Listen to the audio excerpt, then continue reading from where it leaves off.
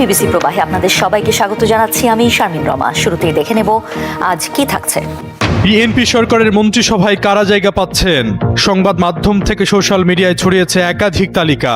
তারেক রহমানের সিক্রেট ফাইলে থাকছে চমক, বলছে হাইকমান্ড। নিজ কার্যালয়ের কর্মকর্তাদের উদ্দেশ্যে বিদায়ী ভাষণ দিলেন প্রধান উপদেষ্টা ডক্টর মোহাম্মদ ইউনূস। অংশ নিলেন ফটো সেশনে। নতুন সরকারের শপথের পর আনুষ্ঠানিক বিদায়। ঢাকা ৮ আসনের ফলাফল নিয়ে কমেনি উত্তেজনা। মুখ খুললেন আফরোজা আব্বাস। বাতিল হওয়া ভোট মির্জা আব্বাসের পক্ষে যোগ হয়নি বলে স্পষ্ট বার্তা। জুলাই সনদের ভিত্তিতে ভোটের অনুপাতে উচ্চকক্ষ গঠন করতে হবে, চরমোনাই পীরের হুঁশিয়ারি। পাল্টা অবস্থানে বিএনপি। পুলিশের শীর্ষ নেতৃত্বে পরিবর্তনের জোর গুঞ্জন। নতুন আইজিপি দৌড়ে আলোচনায় ৩ নাম। নয়া মন্ত্রিসভা নেবে চূড়ান্ত সিদ্ধান্ত।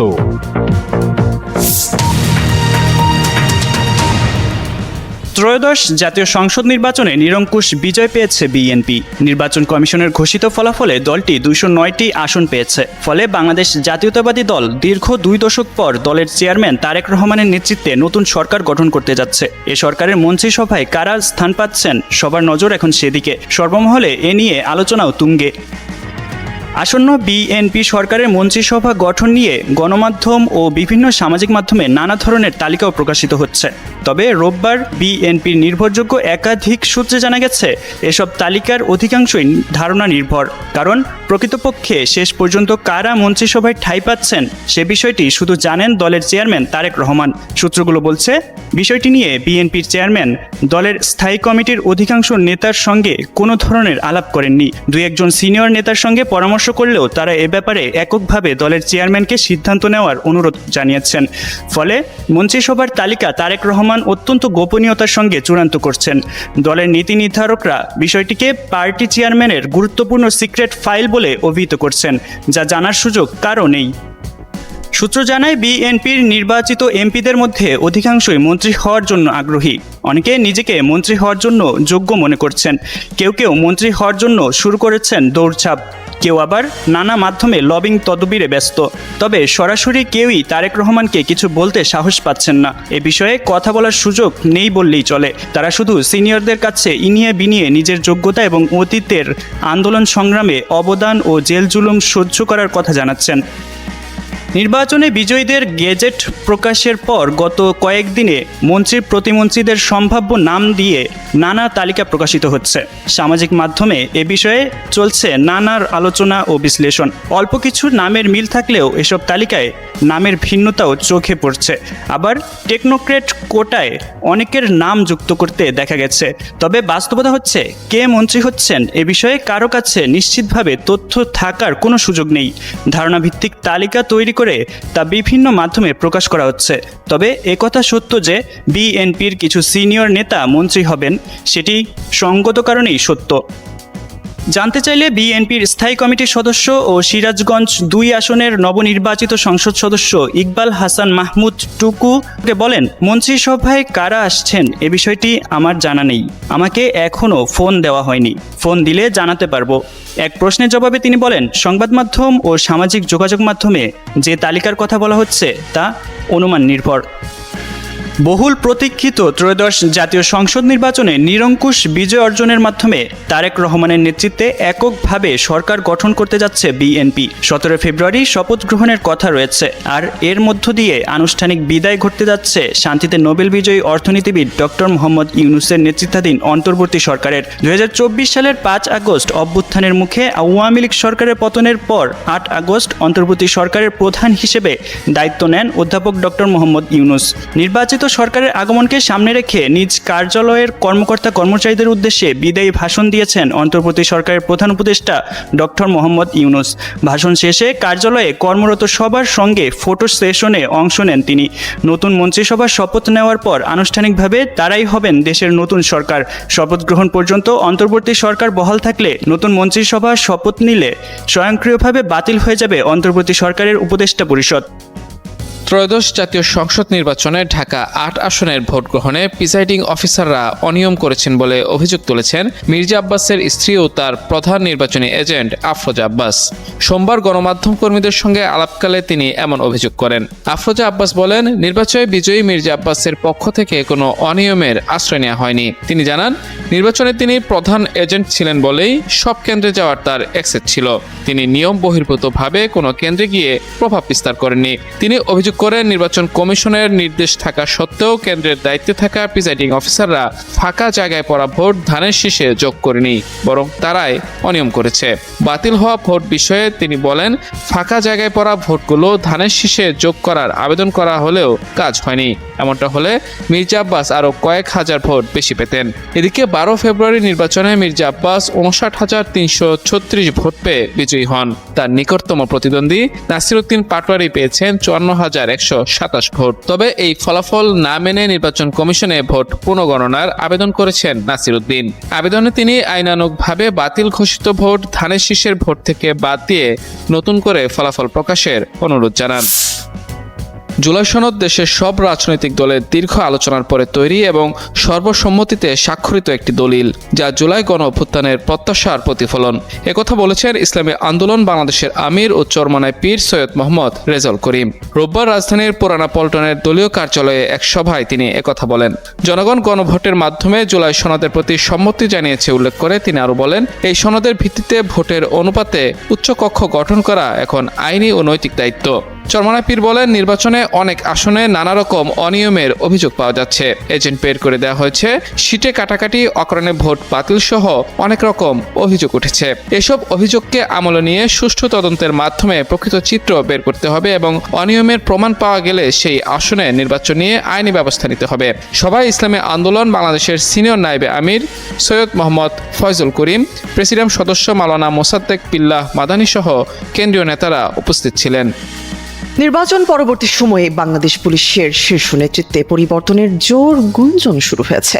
আইজিপি বাহারুল আলমের পদত্যাগপত্র জমা দেওয়ার খবরের পরই প্রশ্ন ওঠে, বিএনপি সরকারের আমলে কে হবেন নতুন আইজিপি? এই নিয়ে উঠছে নানা প্রশ্ন। পুলিশের দায়িত্বশীল কর্মকর্তারা মনে করছেন, পুরনো কাউকে নয়, বরং ক্লিন ইমেজের নতুন কাউকে দায়িত্ব দেওয়া হলে বাহিনীটির সব কাজে গতিশীলতা বাড়বে। এরই মধ্যে ৩ জনের নাম রয়েছে সবচেয়ে বেশি আলোচনায়। বর্তমানে এপিবিএন এর অতিরিক্ত আইজিপি মোহাম্মদ আলী হোসেন ফকিরের নাম এই পদে উঠে এসেছে সবার আগে। বিগত সরকারের রোশনালে পড়ে দীর্ঘ সময় এই কর্মকর্তা বৈষম্য বিরোধী আন্দোলনের পর হারানো পদ ফিরে পান। বাগেরহাটের এই অফিসার জাতিসংঘ মিশনেও দারুণ সাফল্য দেখিয়েছেন। আলোচনায় থাকা আরেক হেভিওয়েট নাম আন্তর্জাতিক অপরাধ ট্রাইব্যুনালের তদন্ত সংস্থার সমন্বয়ক আনসার উদ্দিন খান পাঠান।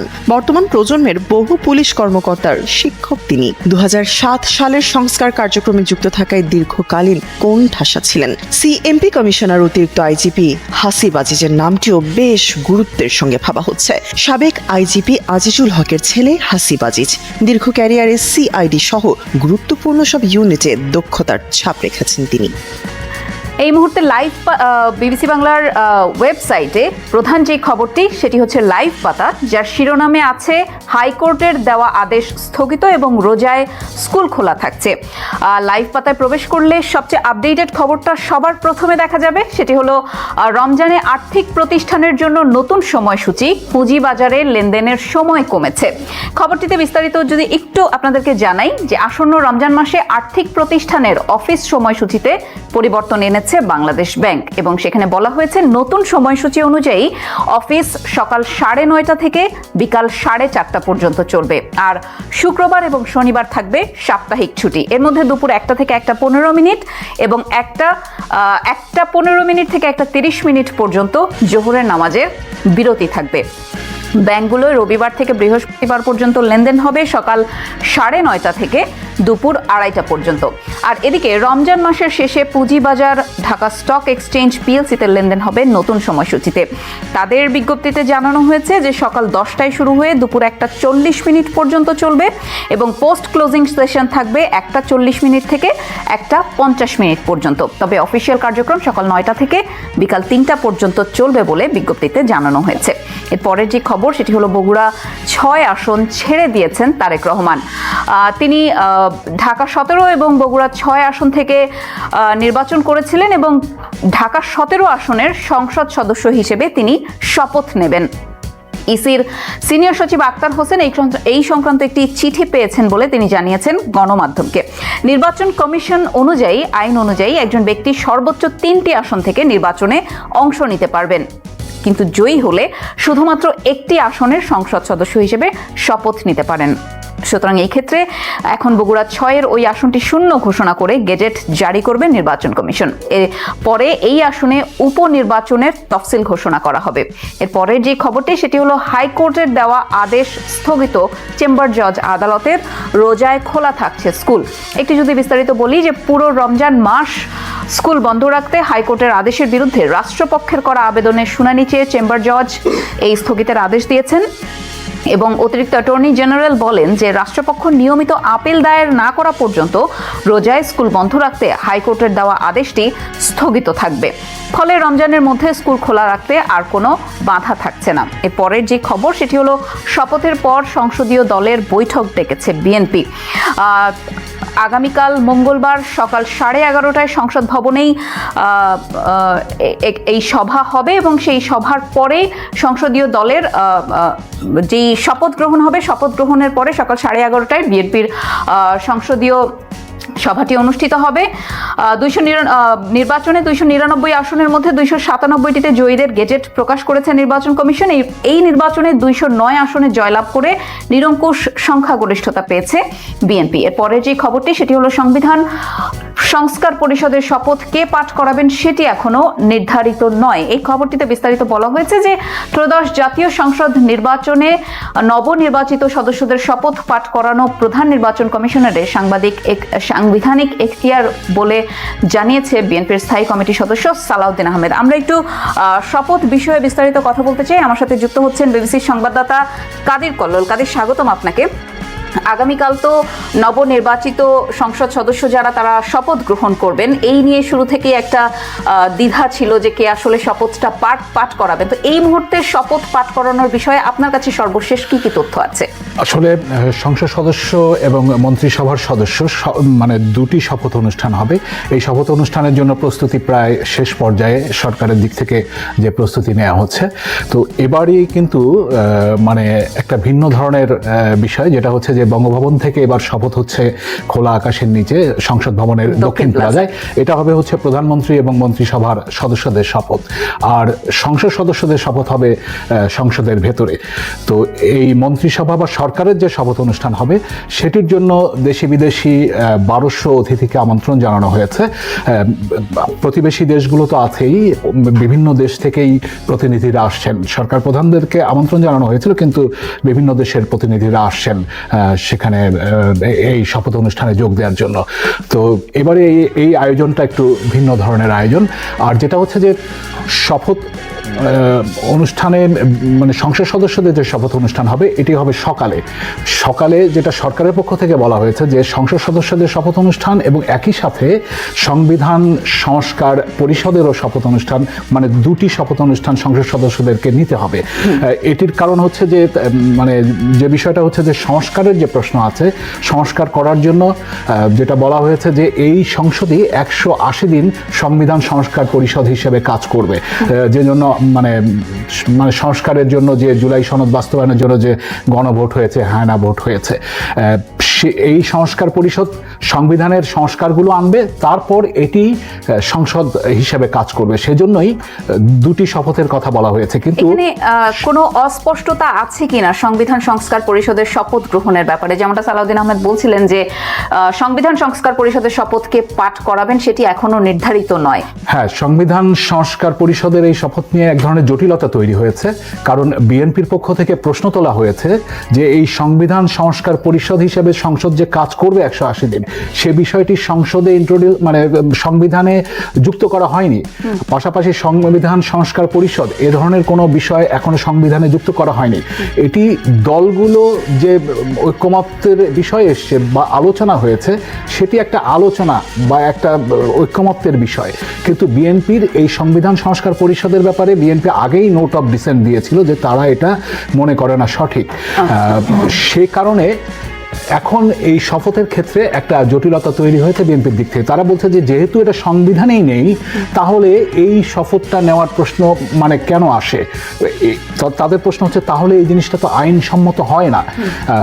বিএনপির স্থায়ী কমিটির সদস্য সালাউদ্দিন আহমদ, তার সঙ্গে আমি কথা বলছিলাম, তিনি যেটা বলছেন যে তারা সংবিধানের বাইরে যাবেন না, এটি তাদের বক্তব্য।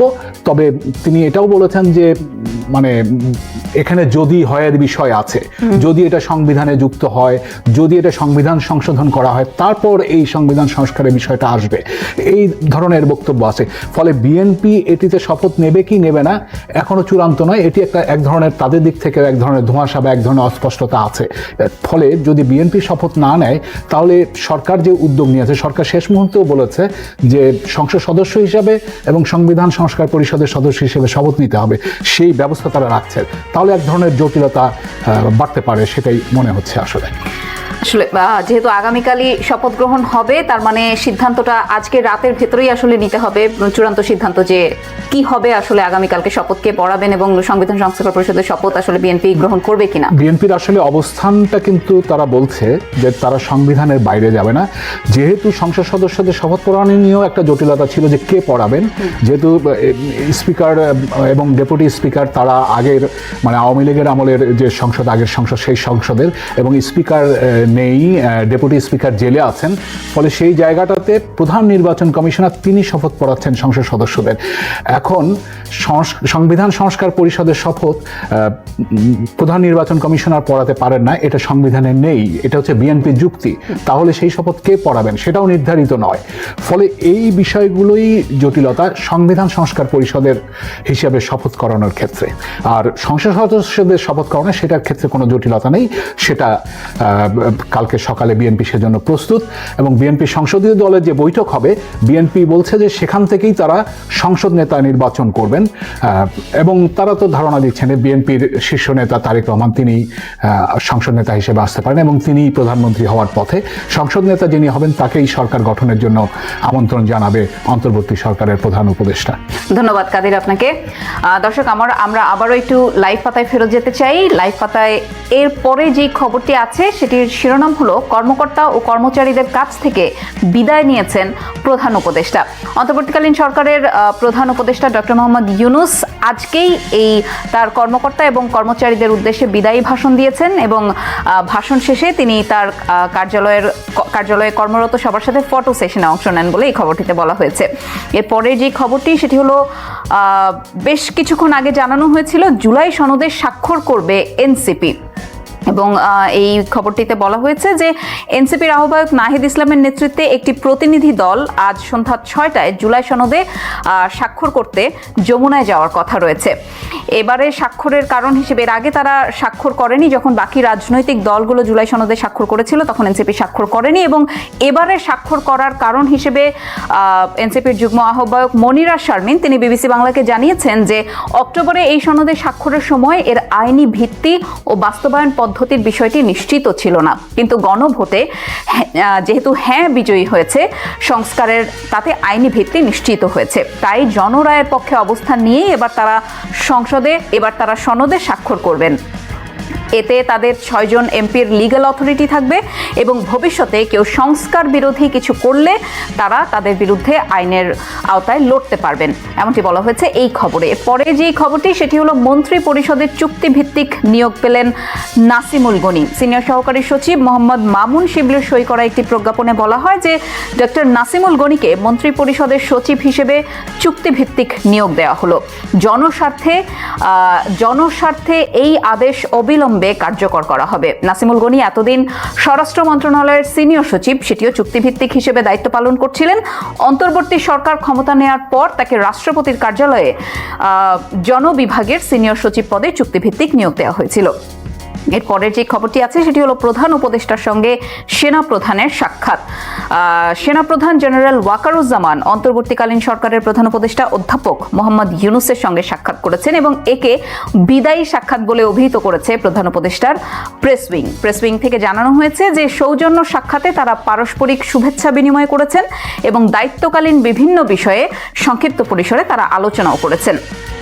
পরের যে খবরটি সেটি হলো নতুন মন্ত্রী প্রতিমন্ত্রীদের জন্য 37টি বাসা প্রস্তুত হয়েছে। প্রধানমন্ত্রী কোথায় থাকবেন প্রশ্ন উত্থাপন করা হলেও প্রধানমন্ত্রী বাসভবন কোনটা হবে সেটা এখনো নিশ্চিত করে বলা যায়নি এবং এটি জানিয়েছেন গৃহায়ন ও গণপূর্ত মন্ত্রণালয়ের উপদেষ্টা আদিলুর রহমান।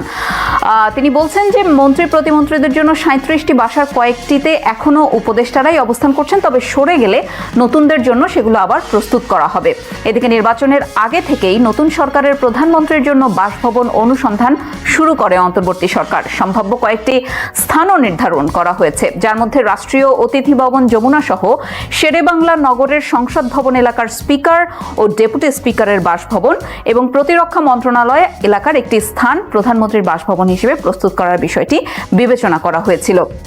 কিন্তু শেষ পর্যন্ত অন্তর্বর্তী সরকার কোনো সিদ্ধান্ত নিতে না পারায় ধারণা করা হয়েছিল যে রাষ্ট্রীয় অতিথি ভবন যমুনাকেই নতুন প্রধানমন্ত্রীর বাসভবন করা হতে পারে, তবে এই বিষয়ে এখনো পর্যন্ত কোনো চূড়ান্ত সিদ্ধান্ত হয়নি। পরের খবরটি হলো চরমোনাই পীরের সঙ্গে দেখা করবেন তারেক রহমান। গতকালই অর্থাৎ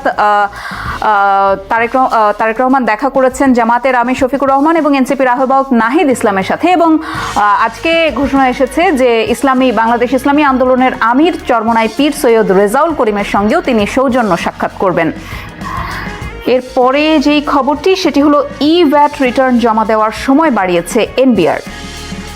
রাজস্ব ভবন থেকে জারি করা একটি প্রজ্ঞাপনে জানানো হয়েছে যে আগামী রোববার 22শে ফেব্রুয়ারি পর্যন্ত সময়সীমা বাড়ানো হয়েছে। আইন অনুযায়ী প্রতি মাসে ভ্যাটের তথ্য পরবর্তী মাসের 15 তারিখের মধ্যে অনলাইনে মাসিক রিটার্ন দাখিল করতে হয়। তবে এবারে ত্রয়োদশ জাতীয় সংসদ নির্বাচন এবং গণভোট আয়োজনের কারণে সরকারি ছুটি থাকায় এই মূল্য সংযোজন কর বা ভ্যাটের বিবরণী জমা দেওয়ার জন্য সময়টা 1 সপ্তাহ বাড়ানো হয়েছে। পরের যে খবরটি সেটি হলো জামায়াত সহ 21 দলীয় জোটের বিক্ষোভ সমাবেশ আজ, যেটা জানানো হয়েছিল যে বিকাল 4:30টায় জাতীয় মসজিদ বায়তুল মোকাররমের উত্তর গেটে এই বিক্ষোভ মিছিল এবং সমাবেশ হওয়ার কথা তারা জানিয়েছিল। শপথ অনুষ্ঠানের প্রস্তুতি চলছে, থাকছেন 1200 দেশি বিদেশি অতিথি, যেটা কিছুক্ষণ আগেই আমার সহকর্মী কাদির কল্লোল বলছিলেন যে দেশি বিদেশি অনেক অতিথি এখানে আমন্ত্রিত হয়েছেন। যে খবরটির একটু যদি বিস্তারিত আপনাদেরকে জানাই যে বিএনপির একটি প্রেস বিজ্ঞপ্তিতে জানানো হয়েছে প্রায় 1200 জন দেশি বিদেশি অতিথি উপস্থিত থাকবেন এবং আমন্ত্রিত অতিথিদের মধ্যে রয়েছেন ভুটানের প্রধানমন্ত্রী শেরিং তোবগে, ভারতের লোকসভার স্পিকার ওম বিড়লা, পাকিস্তানের পরিকল্পনা মন্ত্রী আহসান ইকবাল এবং মালদ্বীপের প্রেসিডেন্ট মোহাম্মদ মুইজ্জু।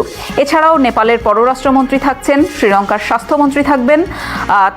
তাদের থাকার সম্ভাবনা রয়েছে বলে জানা গেছে। এছাড়া যুক্তরাজ্যের ভারত প্রশান্ত মহাসাগর বিষয়ক আন্ডার সেক্রেটারি সীমা মালহোত্রার অনুষ্ঠানে যোগ দেওয়ার একটা সম্ভাবনার কথাও জানা গেছে। এই ছিল এই মুহূর্তে লাইভ পাতার খবর। এর বাইরেও বিবিসি বাংলার ওয়েবসাইটে বিশ্লেষণমূলক কিছু প্রতিবেদন আছে, যেগুলো পড়ার জন্য চলে আসতে হবে বিবিসি বাংলার ওয়েবসাইটে। এই মুহূর্তে যে প্রতিবেদনগুলো আমার সামনে আছে সেটির মধ্যে একটি হলো যে রমজানের স্কুল কলেজের ছুটি শুরু হচ্ছে কবে থেকে, যে নিয়ে একটা দ্বিধা ছিল সবার মাঝে যে আসলে রমজানে যে স্কুলে আসলে ছুটি থাকবে কি থাকবে না, এই বিষয়ে একটি বিস্তারিত প্রতিবেদন। এখানে আলোচনা যেটি করা হয়েছে সেটি হলো চলতি শিক্ষা বর্ষে রমজান উপলক্ষে মাদ্রাসাগুলোতে 15 ফেব্রুয়ারি থেকে অর্থাৎ রমজান শুরুর আগে থেকে ছুটি শুরু হলেও মাধ্যমিক পর্যায়ের স্কুলগুলোতে এবার 15 রমজান অর্থাৎ আগামী 7 মার্চ পর্যন্ত নিয়মিত ক্লাস চালু রাখার একটা সিদ্ধান্ত নেওয়া হয়েছিল। কিন্তু এটি বৈষম্যমূলক দাবি করে রমজানের শুরু থেকেই শিক্ষার্থীদের ছুটি নিশ্চিত করতে জনস্বার্থে হাইকোর্টের রিট আবেদন করেছিলেন সুপ্রিম কোর্টের আইনজীবী ইলিয়াস আলী মণ্ডল। এর পরপরই আসলে এটা নিয়ে আলোচনা শুরু হয়, তবে এর বিরুদ্ধে রাষ্ট্রপক্ষ চেম্বার জজ আদালতে আবেদন করলে হাইকোর্টের সেই আদেশটি স্থগিত করে দেওয়া হয়। এর ফলে ছুটি নিয়ে আগের সিদ্ধান্তই বহাল থাকছে। এর বাইরেও আরও কিছু প্রতিবেদন রয়েছে, যেমন চিকেন স্নেক আর আসামে মাটির নিচ দিয়ে সুড়ঙ্গ কেন বানাচ্ছে ভারত, হ্যাঁ জয়ী হলেও ভিন্নমত থাকায় জুলাই সনদের যেসব বিষয়গুলো বাস্তবায়ন হবে না। বাংলাদেশের জাতীয় সংসদ নির্বাচন হয় 300 আসনে। কোনো দল যদি এককভাবে 200 বা তার বেশি আসন পায় তাকে বলা হয় 2/3 জয়। কিন্তু প্রশ্ন হচ্ছে, যখন একটা দল 200 বা তার বেশি আসন পায় তখন কি হয়? এই জয় বিজয়ীদের হাতে দেয় দেশ পাল্টে দেওয়ার ক্ষমতা, কারণ সংবিধান পরিবর্তন করতে লাগে সংসদের 2/3 সমর্থন। মানে 200 জন এমপি যদি হাত তোলে দেশের সর্বোচ্চ আইন বদলে যেতে পারে।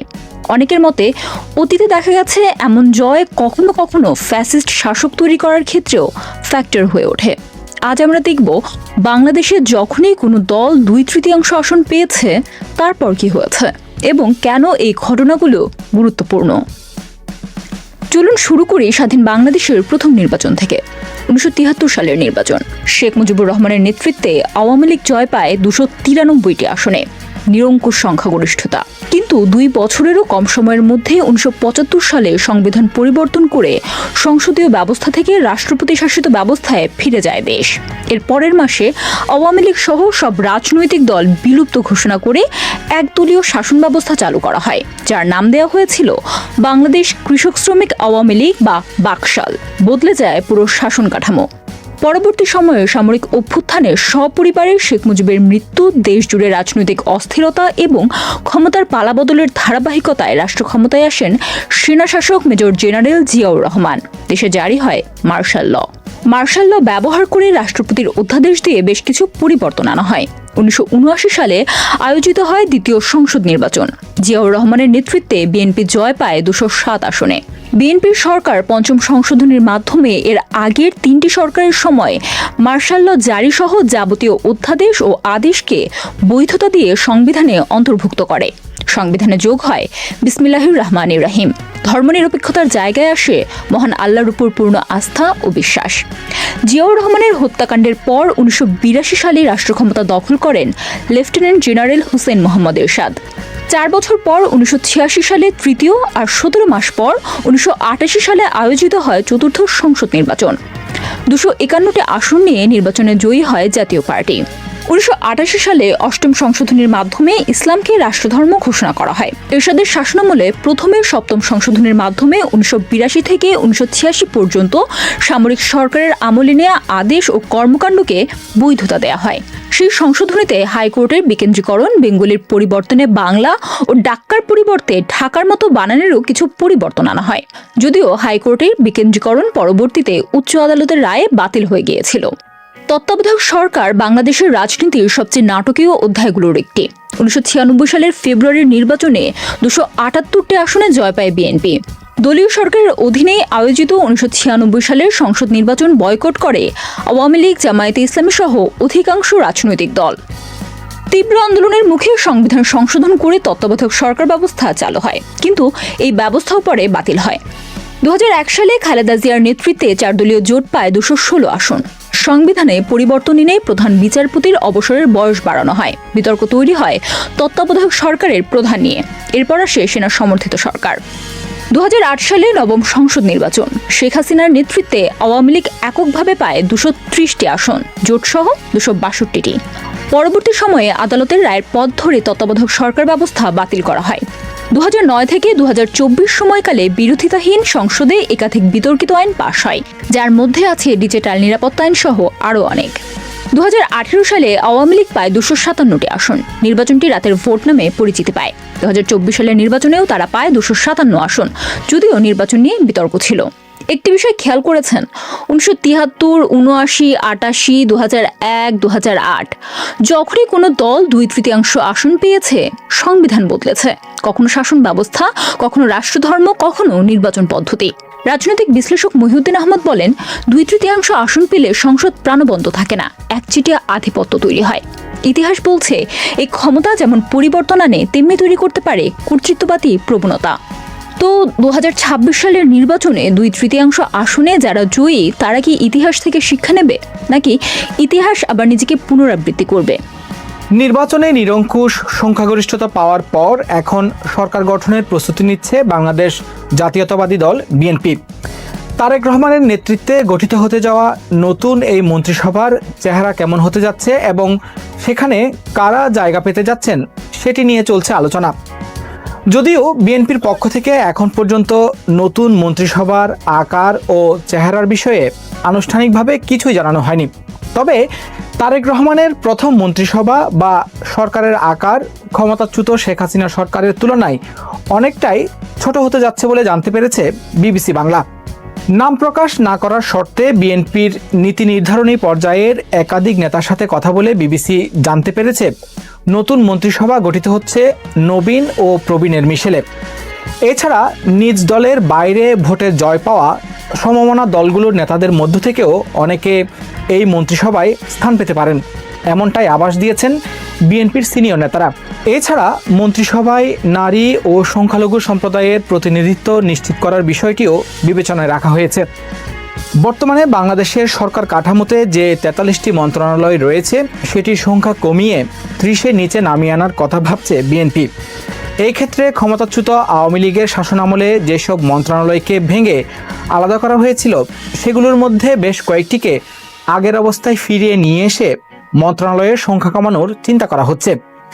এছাড়া একই খাত নিয়ে কাজ করছে এমন কিছু মন্ত্রণালয়কে একটি ছাতায় নিয়ে আসার বিষয়টি ভাবা হচ্ছে। সেটি বাস্তবায়ন করা হলে সড়ক পরিবহন ও রেল একই মন্ত্রণালয়ের আওতায় চলে আসতে পারে। নতুন মন্ত্রিসভায় 2 ডজনের মতো পূর্ণ মন্ত্রী এবং 1 ডজনের মতো উপমন্ত্রী ও প্রতিমন্ত্রী রাখা হতে পারে বলে জানিয়েছে বিএনপির সিনিয়র নেতারা। এবারের মন্ত্রিসভায় অভিজ্ঞ প্রবীণ নেতাদের পাশাপাশি মেধাবী তরুণদের প্রাধান্য দেওয়া হতে পারে। এর মধ্যে তুলনামূলক কম বিতর্কিত এবং অতীতে সফলভাবে মন্ত্রণালয় চালিয়েছেন এমন অভিজ্ঞ নেতারা গুরুত্বপূর্ণ মন্ত্রণালয়ের দায়িত্ব পেতে যাচ্ছেন, এমনটাই জানিয়েছেন বিএনপির কয়েকজন সিনিয়র নেতা। অন্যদিকে অভিজ্ঞতা নেই কিন্তু মেধাবী এরকম তরুণ নেতারা পাচ্ছেন উপমন্ত্রী ও প্রতিমন্ত্রীর দায়িত্ব। বিএনপির সিনিয়র নেতাদের মধ্যে দলের মহাসচিব মির্জা ফখরুল ইসলাম আলমগীর, স্থায়ী কমিটির সদস্য সালাউদ্দিন আহমদ, খন্দকার মোশাররফ হোসেন, আব্দুল মঈন খান, আমির খসরু মাহমুদ চৌধুরী, গয়েশ্বরচন্দ্র রায়, অবসরপ্রাপ্ত major Hafizuddin Ahmed, Mirza Abbas, doctor AJM Zahid Hossain এবং দলের ভাইস চেয়ারম্যান আব্দুল আওয়াল মিন্টু সহ আরও বেশ কয়েকজনের নাম আলোচনায় রয়েছে। নারীদের মধ্যে বিএনপির স্থায়ী কমিটির সদস্য সেলিমা রহমান এবং কেন্দ্রীয় কমিটির সাংগঠনিক সম্পাদক শামা ওবায়েদের নাম আলোচনায় রয়েছে। এছাড়া তরুণ নেতাদের মধ্যে প্রতিমন্ত্রী এবং উপমন্ত্রী হিসেবে শহীদউদ্দিন চৌধুরী অ্যানি, সুলতান সালাউদ্দিন টুকু এবং ইশরাক হোসেনের নাম আলোচনায় আছে। অন্যদিকে এবারের নির্বাচনে মিত্রদলের 7 জন নেতা নিজ দল ছেড়ে ধানের শীষ প্রতীক নিয়ে নির্বাচন করেছেন। তাদের মধ্যে ববি হাজ্জাজ এবং সাদাত হোসেন সেলিমের নাম প্রতিমন্ত্রী এবং উপমন্ত্রী হিসেবে আলোচনায় আছে। এছাড়া বিএনপির সঙ্গে যারা যুগপৎ আন্দোলনে ছিলেন এমন দল যেমন বাংলাদেশ জাতীয় পার্টি বিজেপির আন্দালিব রহমান পার্থ, গণসংহতি আন্দোলনের জোনায়েদ সাকি এবং গণ অধিকার আন্দোলনের নেতা নুরুল হক নূর নতুন মন্ত্রিসভায় ডাক পেতে পারেন বলে জানিয়েছেন বিএনপির নীতি নির্ধারণী পর্যায়ের নেতারা। তবে বিএনপির অনেক সিনিয়র নেতা এবার মন্ত্রিসভায় থাকছেন না। তাদের কেউ কেউ জায়গা পেতে যাচ্ছেন প্রধানমন্ত্রীর উপদেষ্টা পরিষদে। যেমন বিএনপির স্থায়ী কমিটির সদস্য নজরুল ইসলাম খানকে তারেক রহমানের রাজনৈতিক উপদেষ্টা করা হতে পারে। তবে আলোচনায় যাদেরই নাম থাকুক না কেন, মন্ত্রিসভায় শেষ পর্যন্ত কাদের জায়গা হচ্ছে এবং কে কোন মন্ত্রণালয়ের দায়িত্ব পাচ্ছেন শপথ অনুষ্ঠানের পরেই সেটি পরিষ্কার হয়ে যাবে। সবাইকে শুভকামনা জানিয়ে আমি শারমিন রমাজ এখানেই বিদায় নিচ্ছি। ভালো থাকবেন।